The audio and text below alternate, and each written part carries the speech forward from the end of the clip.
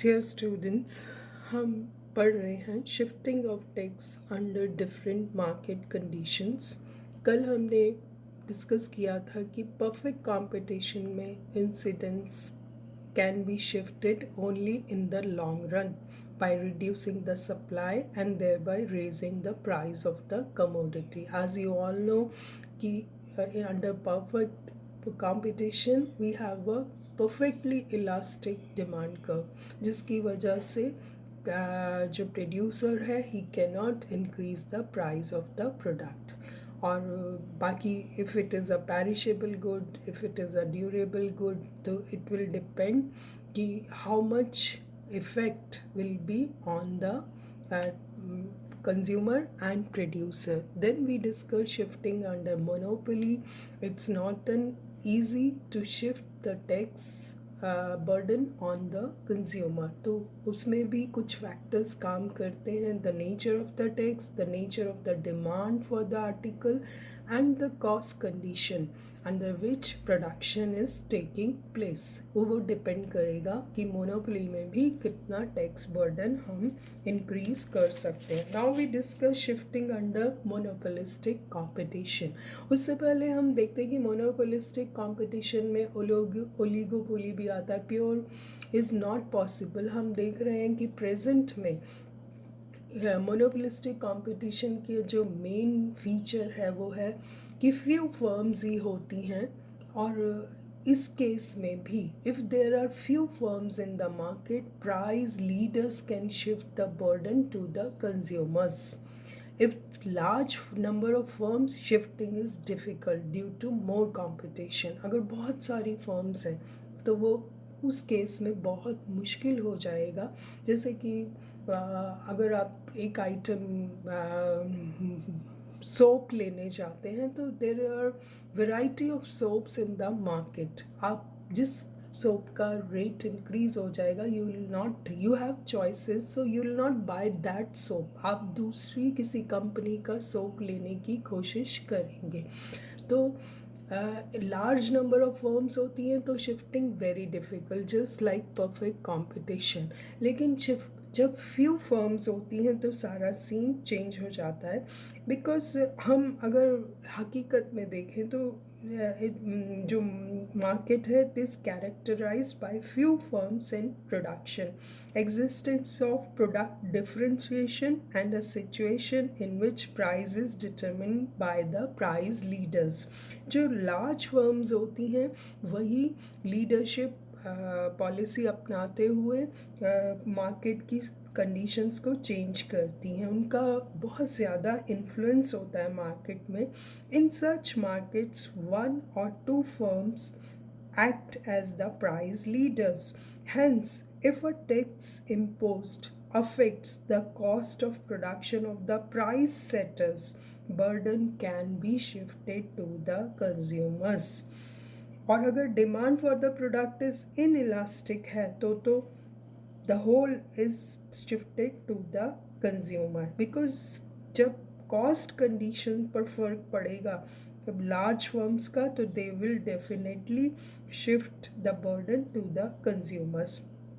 However, if the imposition of tax affects the cost of production of only small firms, मान लीजिए small firms की cost condition में change आता है, then it cannot be easily shifted to the consumers.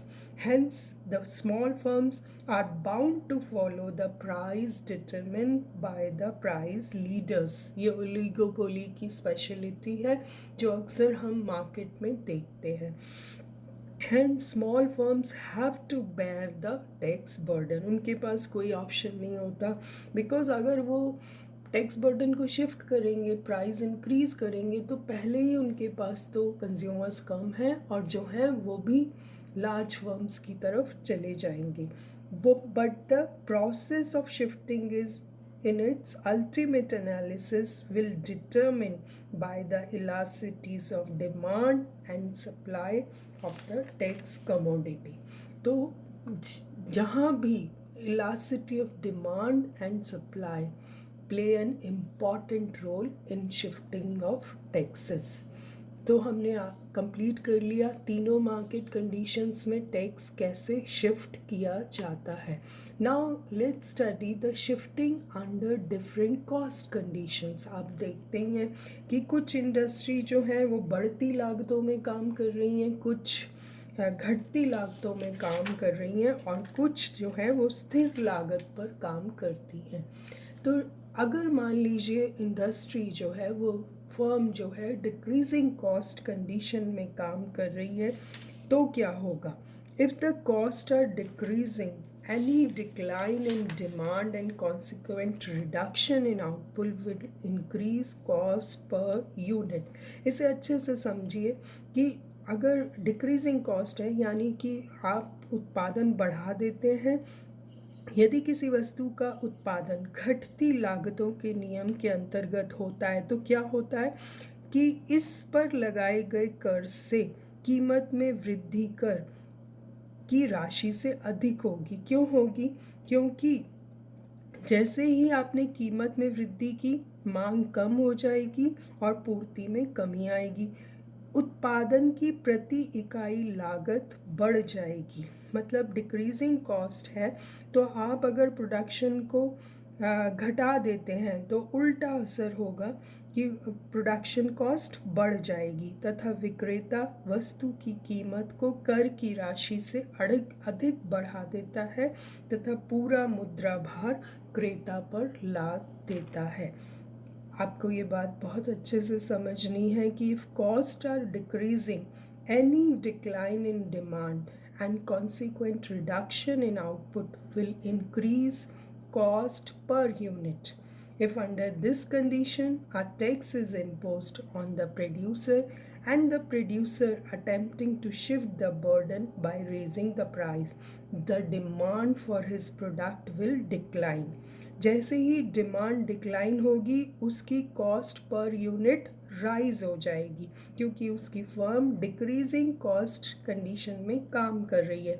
जैसे जैसे वो production बढ़ाता है, उसकी कॉस्ट घटती जा रही है, और जब उसका प्रोडक्शन कम करने की कोशिश करेगा तो उल्टा हो जाएगा, उसकी कॉस्ट जो है वो बढ़ जाएगी. In that case price will have to be raised by more than the amount of tax to cover increase in cost resulting from output restriction.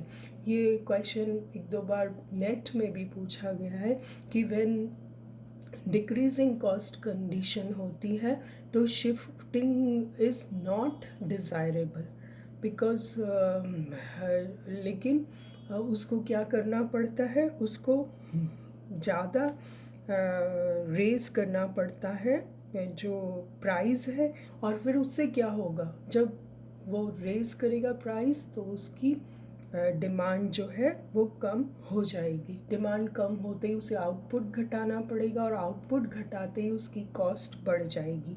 तो अल्टीमेटली वो क्या करेगा कि कमोडिटी का प्राइस इंक्रीज़ तो करेगा ही, कितना? टैक्स से ज़्यादा करेगा, क्योंकि उसको अब ज़्यादा पे करना पड़ रहा है, उसका जो कॉस्ट ऑफ प्रोडक्शन है वो ज़्यादा बढ़ गया है. In case of increasing cost condition, a part of tax burden can be shifted. कैसे? If costs are increasing, a decline in output will lower cost per unit. मान लीजिए वो इंक्रीजिंग कॉस्ट में काम कर रहा है, यानी कि बढ़ती लागतों में, वस्तु का उत्पादन बढ़ती लागतों अथवा घटते प्रतिफल के अनुसार होता है, तो ऐसी वस्तुओं पर कर लगाने से उनकी कीमत में कर की राशि से कम वृद्धि होगी. क्यों होगी? क्योंकि जब उसका प्रोडक्शन घटेगा, a tax imposed under this condition will raise the price of the commodity by an amount less than the amount of tax. Why? Only a part of tax burden will be shifted to the buyers. This happens because imposition of a tax will reduce the demand for the tax commodity.